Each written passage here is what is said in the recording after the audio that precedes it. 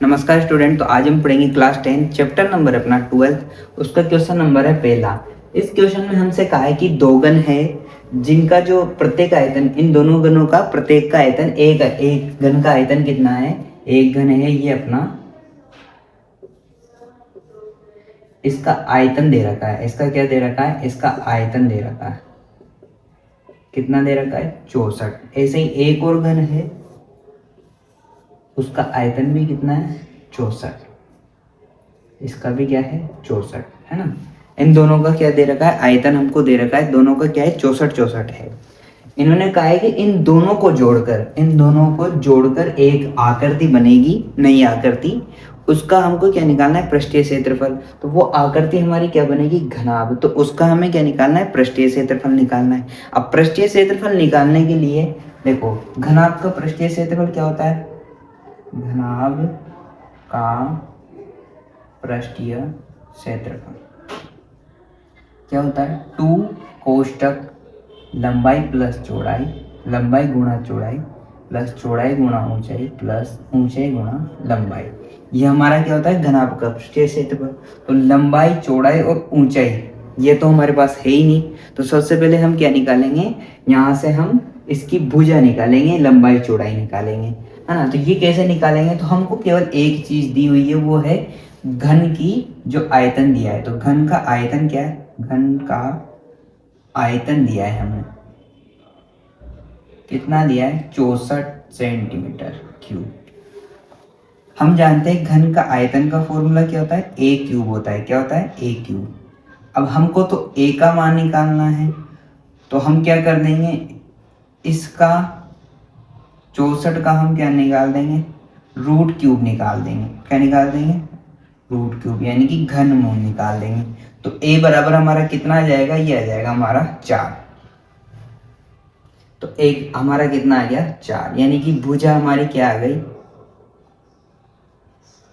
अब ये भुजा हमारी क्या आई है, केवल ये आई है ना, ये भुजा, यानी कि इसकी प्रत्येक भुजा कितनी होगी, 4 होगी।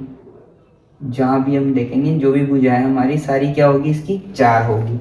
अब इन्होंने कहा है कि इन दोनों गुणों को जोड़कर एक घनाभ बनेगा।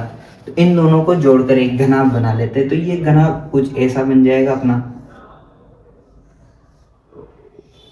ये घनाभ हमारा ऐसा बनेगा ना। अब इन्होंने क्या बोला था कि 2 जोड़े अपन ने, तो ये 2 जोड़ देते हैं।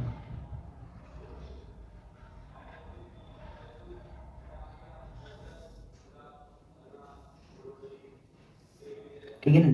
ये तो हमने पता है कि हमने भुजा निकाल ली। तो यहाँ से यहाँ तक कितना है, 4। तो यहाँ से यहाँ भी कितना है, 4। तो ये तो हमारी क्या जाएगी, ये हमारी हो जाएगी चौड़ाई, यानी कि इसको हम लिख देते हैं p। ये हमारी h हो जाएगी, ये भी 4, ये हमारी h। और एक और हमें चाहिए, ये लंबाई, ये भी कितनी हो जाएगी हमारी, 4। अब देखो यहाँ पर एक चीज है कि जो हमारी चौड़ाई है, 2 जुड़ेंगे तो यहाँ तक, यहाँ से यहाँ तक 4 था और यहाँ से यहाँ तक 4 था, तो चौड़ाई तो हमारी बढ़नी ही थी। अब हम निकाल सकते हैं क्या, घनाभ का पृष्ठीय क्षेत्रफल। अब हमारे पास क्या है, लंबाई है, लंबाई कितनी है, 8 है। चौड़ाई यानी कि एक b हमारे पास क्या है, 4 है। और ऊंचाई हमारी कितनी है, 4 है। तो हम इसको यहाँ फॉर्मूले लिख देंगे, घनाभ का पृष्ठीय क्षेत्रफल 2 गुणा L इंटू बी। तो 8 गुणा 4 प्लस 4 गुणा 4 प्लस 4 गुणा 8। तो इसका आंसर हमारा क्या आ जाएगा, 2 कोष्टक, 8 को 4 से किया 32, 4 को 4 से किया 16 और ये 32।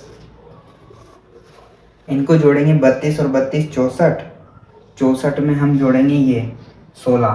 तो क्षेत्रफल क्या आ जाएगा अपना, 2 गुणा 80 बराबर 160 सेंटीमीटर स्क्वायर।